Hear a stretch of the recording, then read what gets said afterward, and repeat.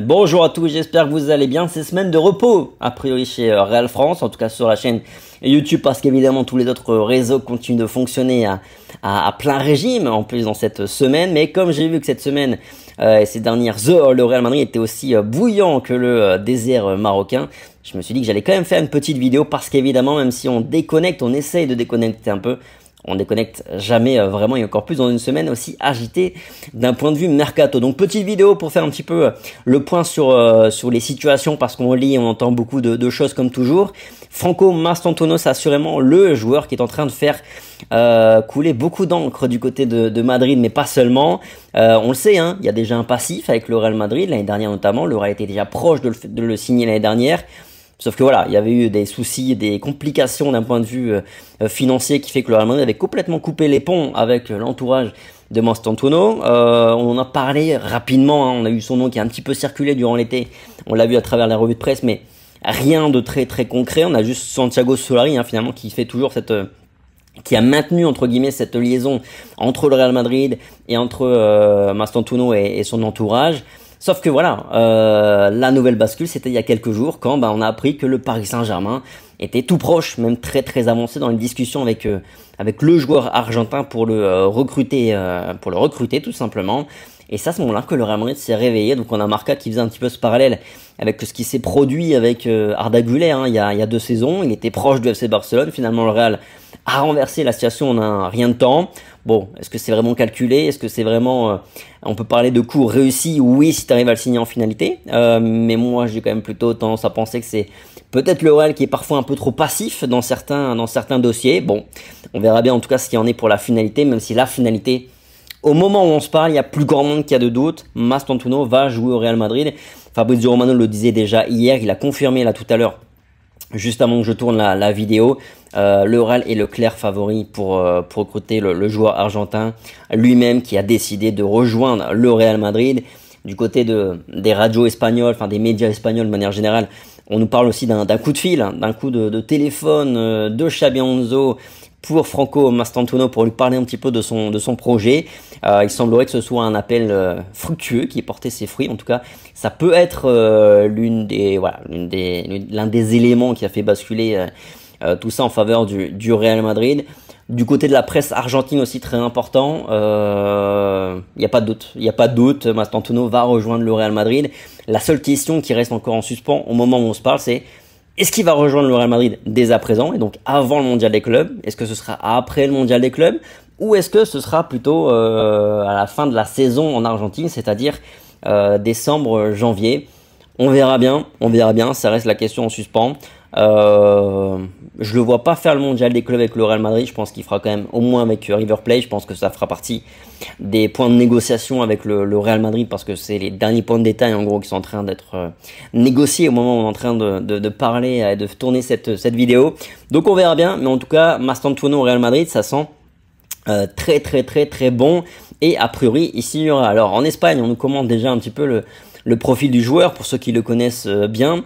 On a notamment Axel Torres qui dit du côté de El Larguero, la cadena SR, que voilà, ça lui paraît, il semble que c'est un joueur qui ressemble un petit peu à Arda Güler. C'est un gaucher qui peut jouer aussi sur le côté droit, donc un petit peu comme l'a fait Arda Güler sous Carlo Ancelotti, mais qui peut aussi jouer en tant que numéro 10 grosso modo, ce qui peut être intéressant. Arda et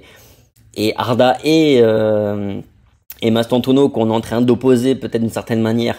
Finalement, ça pourrait être peut-être compatible si jamais sur certains systèmes, Xabi Alonso décidait de jouer avec deux joueurs derrière un attaquant, Mbappé par exemple, ou Vinicius, on verra bien. Pourquoi pas, ça peut être une option. C'est en tout cas ce qui était en train d'évoquer également le journaliste. Voilà, en tout cas, on nous parle vraiment d'un mec qui a une personnalité, qui a un talent, qui est totalement Real Madrid compatible. En Argentine notamment, il n'y a absolument aucun doute. Bon, ils nous ont fait il y a des petites dates qui sont sorties. Je vous le montre rapidement à l'écran, mais de toute façon on va pas le commenter maintenant, on le fera davantage la semaine prochaine sans doute sur notre revue de presse en direct. On prendra davantage le temps de décortiquer un petit peu tout ça. Là on voit le comparatif avec Rodrigo, ils ont fait un comparatif avec Rodrigo, mais peut-être plus pertinent ici, avec Nico Paz et Arda Güler. Bon, je vous mets à l'écran, je vous laisse regarder, mettre pause sur la vidéo si vous voulez Mais nous, on va plutôt avancer sur les informations. Tout ça, on le verra tranquillement fin de semaine, la semaine prochaine, sur les rendez-vous en direct. Zubimendi aussi, dont on continue de parler un petit peu en Espagne. Alors, finalement, on en est au même point que je l'évoque depuis X semaines sur les revues de presse. C'est-à-dire que lui, il a refait une déclaration. Là, on lui a posé la question, si Xabi Alonso t'appelle, est-ce que ça peut changer la donne? Bon, lui a dit, j'ai toujours dit qu'il était mon idole, c'était un privilège de l'avoir en coach de la Real Sociedad B, à l'époque, quand Xabi Alonso avait pris l'équipe B de la Real Sociedad. Bon, on le promet toujours à Arsenal, toujours est-il qu'il y a toujours rien de signé. Moi, je pense que le joueur attend possiblement le Real Madrid, mais jusqu'à présent, comme je vous le dis depuis X semaines, le Real Madrid n'a amorcé aucun contact concret avec Zubimendi. Et tout indique quand même que le Real Madrid se bougera davantage pour un milieu de terrain après le mondial des clubs. Nico Paz, pareil, qu'on annonçait finalement presque fait, qu'on annonçait comme le renfort au milieu de terrain pour le mondial des clubs, bah finalement non. Les derniers échos font état que non, Nico Paz sera pas signé en tout cas au Real Madrid. Sa clause ne sera pas activée avant le mondial des clubs. La décision sera prise plutôt après, en sachant que, attention, le Real Madrid n'a jusqu'au 30 juin pour activer cette clause à 8 millions d'euros. Après, ça passera à 9 millions d'euros et ainsi de suite. 10 millions d'euros pour l'année suivante, puisqu'elle est valable pendant 3 ans. Bon, voilà, on dit que c'est plus si sûr que ça, et possiblement le Real Madrid envisagerait aussi un plan de... on le rachète pour 8 millions d'euros et on le revend derrière à une autre écurie. Ça parle notamment d'un Bayer Leverkusen, l'ancienne équipe de Xabi Alonso, qui serait intéressé par le profil du joueur du Real Madrid. On verra bien comment tout ça va se décanter. À noter aussi que le Real Madrid aurait pour projet de recruter un milieu de terrain et un renfort avant-centre, dès cet été après le mondial des clubs. On va voir un petit peu après de qui ça parle, notamment de Budimir. Voilà, spoiler tout de suite. Mais évidemment que la deuxième grosse information du jour, des dernières heures, même si ça tourne un petit peu en rond, on va pas se mentir, avec Alvaro Carreras depuis quelques jours, mais le Real Madrid est quand même en train d'essayer de pousser vraiment pour officialiser sa venue avant le mondial des clubs, et même si possible dès le 9 juin, pour que le 9 juin il soit de retour, enfin soit de la partie à l'entraînement avec Xabi Alonso, puisque la reprise officielle pour le Real Madrid c'est le 9 juin, donc lundi prochain.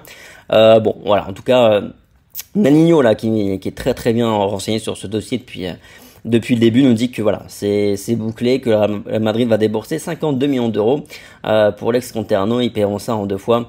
Radio Marca a confirmé ça tout à l'heure, que c'est très très très très chaud et qu'on s'attend à ce que ce soit officialisé avant la fin de semaine, donc pour qu'il soit de la partie le 9 juin. Mais c'est vrai qu'on dit ça depuis un petit moment et ça traîne, mais voilà, les négociations ont été un petit peu plus se sont complexifiées, parce qu'encore une fois, Benfica, je l'ai dit plein de fois, Benfica n'avait absolument aucun intérêt à négocier avec le Real Madrid. Il y avait la clause, si tu le veux joueur, tu dois payer le montant de la clause, et puis basta. Donc la position de force, c'est plutôt Benfica quand même qui l'avait dans ce dossier.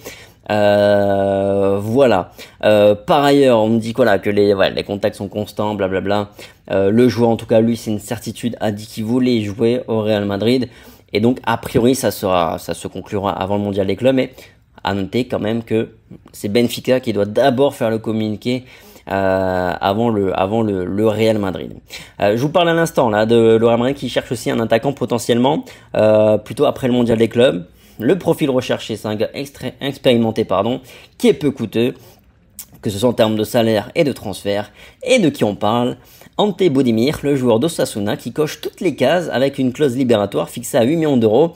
C'est le quotidien AS qui en a parlé aujourd'hui. Donc, je vous le dis, je demande quand même confirmation, parce que AS, ils aiment bien balancer beaucoup de noms et parfois c'est pas toujours confirmé. Mais voilà, en tout cas pour ceux qui ont vu la vidéo Mercato Idéal qu'on a fait avec Rota, Budimir c'était le profil attaquant qu'à titre perso j'irais chercher pour cet été, parce qu'il a 33 ans. C'est un mec qui plante 20 buts par saison sans problème en Liga, qui connaît bien le championnat. Profil à la Rosselló entre guillemets, comme on aime bien le dire systématiquement. Donc perso, je signe sans aucun problème Budimir. En plus c'est une option effectivement peu coûteuse. Par ailleurs, Luka Modric, c'est pareil, son avenir se dessine quand même du côté de l'Italie.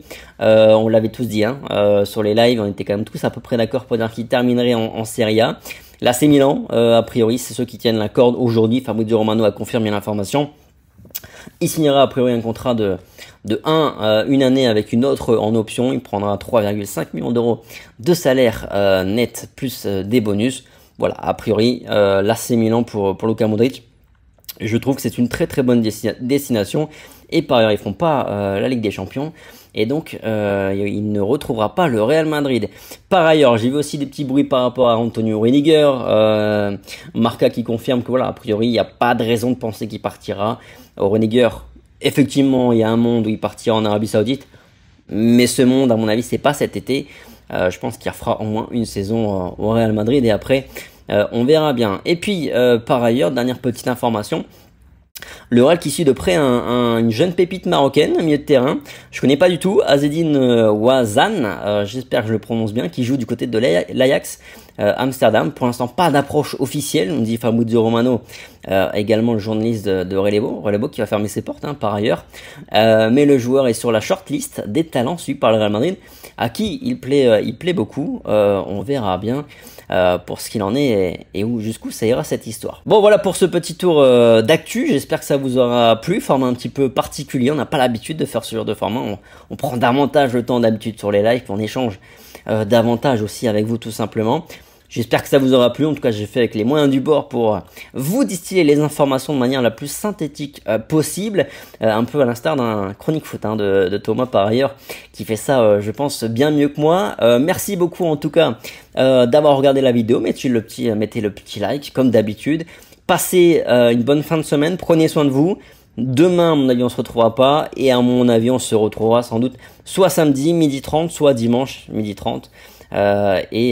Tenez-vous prêts parce que la semaine prochaine, je pense qu'on aura quelques présentations à vivre ensemble. Quelques joueurs du Real qui seront présentés assurément.